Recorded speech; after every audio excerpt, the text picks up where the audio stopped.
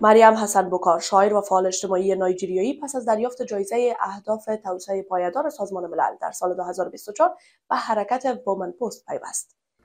این کمپین جهانی که در حمایت از حقوق زنان و ویژه برای دادخواهی زنان افغانستان توسط جوانان افغانستان فعالیت می‌کند، تا حالا توانسته است بیش از 50 شخصیت برجسته، رهبران جهانی، هنرمندان و ورزشکاران را برای مبارزه در جهت برابری جنسیتی و دفاع از حقوق زنان افغانستان متحد کند. هدف حرکت وومن پست ایجاد آگاهی جهانی و فشار بر نهادهای بین‌المللی برای حمایت از حقوق زنان افغانستان است. امروز جای افتخار می‌دانم که چهره‌های بین‌المللی مثل خانم مریم حسن که دیروز برنده جایزه اهداف توسعه پایدار سازمان ملل شدند و امروز حمایت خودشان را با پیوستن به حرکت وومن پست از زنان افغانستان اعلام کردند. همچنان با خود داریم پلتفرم وومن پست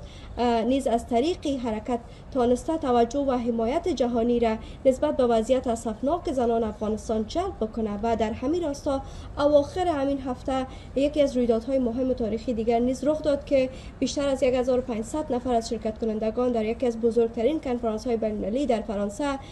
که وومن فورم گلوبال میتینگ در پاریس بود، به خاطر اعلام همبستگی با زنان افغانستان به پا برخاستند و با گرفتن دستانشان به شکل اکس حمایت خودشان را از زنان افغانستان اعلام کردند. این اقدامات نشان می‌دهد که موج‌های آگاهی بخشی و ایستادگی در برابر وضعیت ناگوار زنان در افغانستان در حال شکلگیری است و وومن پست نه تنها در آگاهی رسانی نسبت به وضعیت زنان افغانستان در رسانه‌های اجتماعی موفق عمل کرده، بلکه در برنامه‌های دیگر نیز سهم فعال خودش را داشته و مشارکت عظیم خودش را داشته.